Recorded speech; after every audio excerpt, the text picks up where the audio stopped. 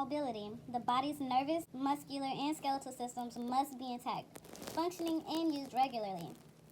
Although a person may welcome a rare day to lie in bed and rest, the person who is immobile, experiencing immobility, is predisposed to a wide variety of complications. Many types of health problems potentially lead to a decline in patients' mobility. Patients with certain illnesses, injuries, or surgeries sometimes experience a period of immobilization as a result of changes in medical and physical status. In some cases, immobilization also is used therapeutically to limit the movement of the whole body or a body part, and some patients are under ambulation restrictions. Complications of immobility and preventative measures. Complications include anorexia, a decreased appetite. Lack of mobility slows the digestive process and slows the metabolic rate, causing a decreased appetite. Constipation. Immobility slows peristalsis, resulting in stool remaining in the colon longer and muscle atrophy in the abdominal walls that aid in expulsion of stool. Contractures. When muscles, ligaments, and tendons are not shortened and lengthened with movement, a permanent shortening of these structures may occur. Disorientation. From a lack of stimulation, decreased endorphin production, decreased need for thought processes, and decreased socialization may lead to disorientation. Misuse osteoporosis. Lack of weight bearing on bones causes bone demineralization, allowing fractures to occur more easily. Hypostatic pneumonia. Decreased aeration and accumulation of secretions leads to inflammation and infection in the lungs. Insomnia. Decreased stimuli, depression, and frequent napping during the day as a result of immobility may cause difficulty sleeping at night. Muscle atrophy and asthenia, muscle weakness. Muscles decrease in size and strength when not continually used. Orthostatic hypertension. Immobility can lead to a decrease in venous return or decreased cardiac output in response to postural change. Pressure ulcers. Pulmonary embolisms, blood clot that has traveled to the lungs. Deep vein thrombosis that has broken loose from the vessel and has traveled to the lungs, causing a blockage in pulmonary vessel. Renal calculi, or kidney stones. Urinary stasis from immobility leads to slowed calcium metabolism, thus leading to stone formation. Thrombophlebitis and DVTs, blood clots accompanying inflammation of the involved vein, usually of the lower extremity.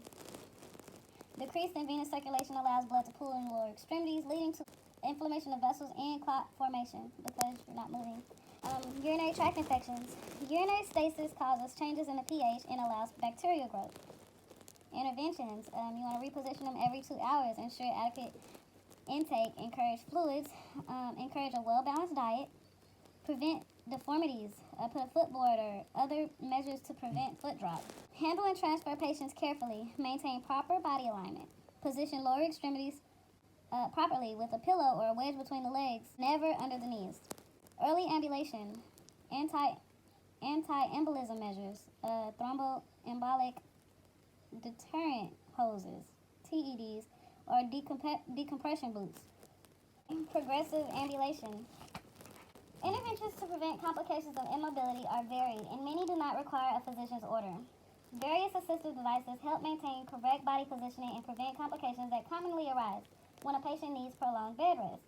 Several of the devices are especially useful in the care of patients who have a loss of sensation, mobility, or consciousness. On page 169. Neurovascular function. One of the responsibilities of the nurse is frequent monitoring of the patient's neurovascular function, or circulation, movement, and sensation, Cms Assessment. The LPN checks for skin color, temperature, movement, sensation, pulses, capillary refill, and pain. The affected limb should be compared with the unaffected one.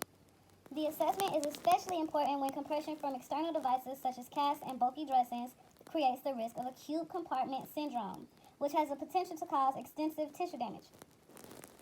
Acute compartment syndrome occurs in the extremities, especially the legs, where a sheath of the inelastic fascia partitions blood vessel, nerve, and muscle tissue. Normally, the pressure in this compartment is less than capillary pressure. However, compression created by external pressure or the accumulation of excessive tissue fluid from severe burns, fractures, crushing injuries, or severely bruised muscles increase compartmental pressure and in some cases lead to compartment syndrome. Permanent nerve damage with irreversible muscle function can occur within 12 to 24 hours if the compression of these structures is not reversed. Symptoms of acute compartment syndrome include pain within the muscle, especially when stretched, which is more intense than expected from the injury or causative factor. Tingling and burning or a feeling of pins and needles in the affected area. Paresthesias. and a full or tight feeling in the muscle. Numbness and paralysis are late signs of compartment syndrome and may be indicative of permanent damage. Acute compartment syndrome is an emergency situation. The earlier compartment syndrome is treated, the better the prognosis. If acute compartment syndrome is caused by an external device, such as a cast or tight bandage, the pressure should be removed immediately by cutting away these devices. If the syndrome is caused by other factors, surgical intervention may be required. A fasciotomy may be necessary, in which the surgeon makes an incision into the skin and fascia to release the pressure. The incision is sometimes left open until swelling subsides. Chronic compartment syndrome is not an emergency situation and usually is caused by exercise that involve repetitive movement, such as bicycling and running. The symptoms include pain and cramping during exercise, visible muscle bulging, and numbness. These symptoms usually are alleviated by discontinuing the activity and by rest. Performance of range of motion exercises. Regardless of whether the cause of immobility are permanent or temporary, the immobilized patient needs some type of exercise to prevent excessive muscle atrophy and joint contracture. The nurse and other healthcare personnel, including members of the physical therapy department, help the patient with decreased mobility to perform range of motion. Movement of the body that involves the muscles and joints and natural directional movements. That's range of motion. Passive range of motion exercises is performed by caregivers, and active range of motion is by the patients. The designated joint in any one of the connections between the bones is moved actively or passively to the joint of resistance or pain with avoidance of injury. Range of motion exercises are increased with subsequent exercises as tolerated. Some patients who are weak or partially paralyzed are able to move a limb partially through range of motion, and the nurse then may assist the patient to finish the full range of motion. This is referred to as passive assisted range of motion. Active assisted range of motion occurs when a patient uses a strong arm to exercise the weaker or paralyzed arm. The LPN best meets the needs of the patient by encouraging the patient to be as independent as possible. Assessment by the nurse in the physical therapy department determines the patient's current mobility status. The patient who is able to move about freely independently performs ADLs and active range of motion exercises. Patients who are partially immobile or unable to move about freely from paraplegia, quadriplegia, weakness, or fatigue need the nurse and other health personnel to assist with passive range of motion. Encourage and assess active range of motion every day. The total amount of activity required to prevent disuse syndrome, a state in which the individual is at risk for deterioration of the body system as a result of prescribed or unavoidable inactivity, is only about 2 hours for every 24-hour period. Schedule this activity throughout the day to prevent the patient from remaining inactive for long periods. Continuous passive motion machines.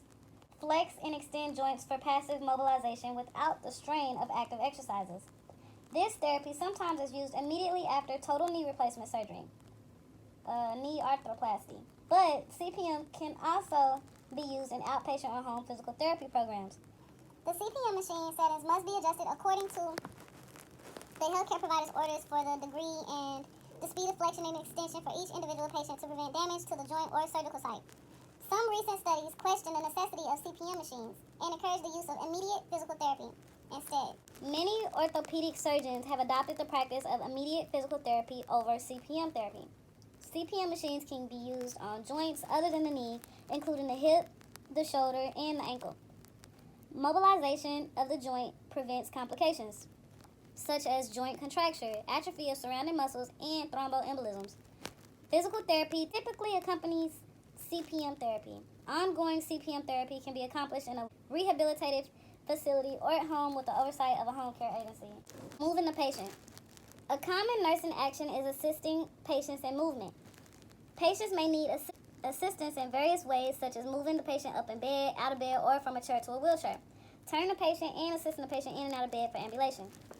For some situations, the nurse uses mechanical equipment for lifting patients, such as the hydraulic lift, rollerboard, and gurney lift.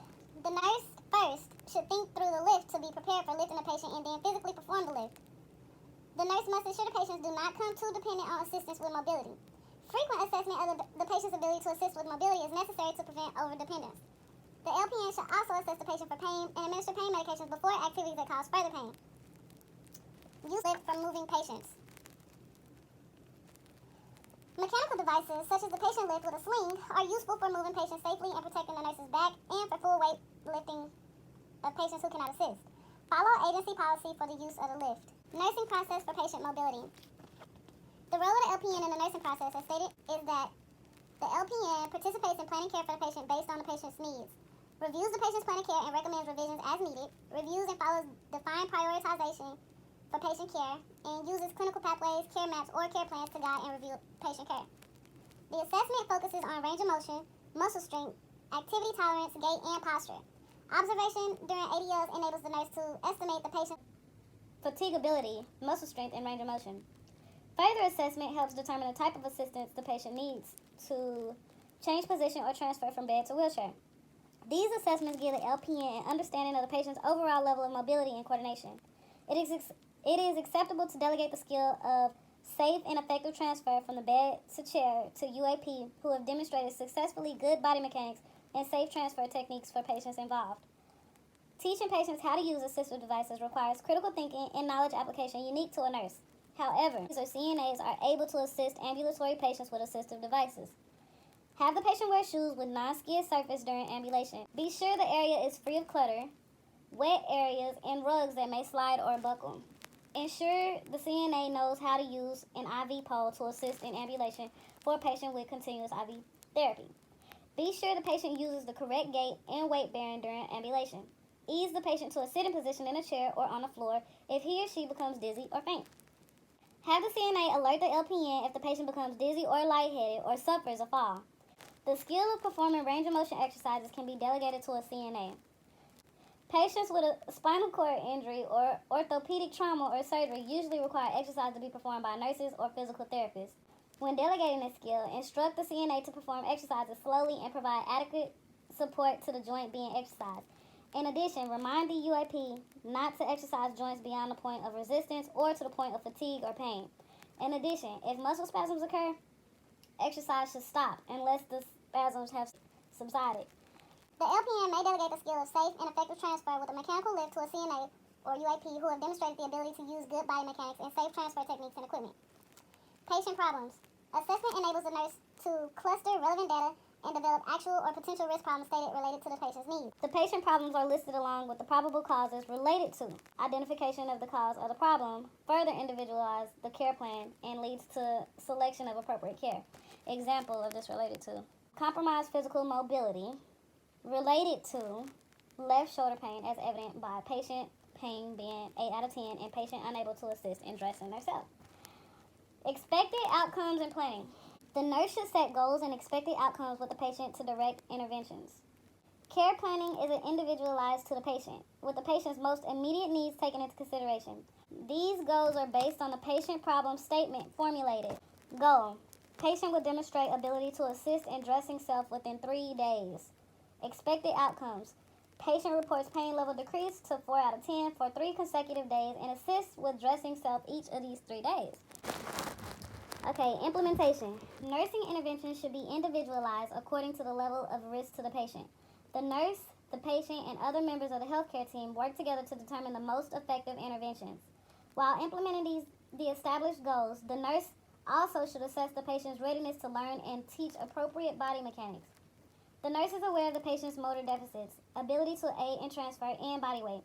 As suggested by the National Institute for Occupational Safety and Health's Division of Safety Research, healthcare personnel should never attempt to lift more than 35 pounds of a patient's body weight. Or should use the revised NIOSH lifting equation. For the safety of the staff and the patient, additional assistance always should be secured when the transferability of a patient is in doubt. Many special problems are to be considered in transfer. Patients who have been immobile for several days or longer may be weak or have vertigo and sometimes have orthostatic hypertension when transferred. A patient with neurologic deficits perhaps has paresis, muscle weakness, or paralysis unilaterally or bilaterally, which complicates safe transfer. A flaccid arm easily can sustain injury during transfer if unsupported.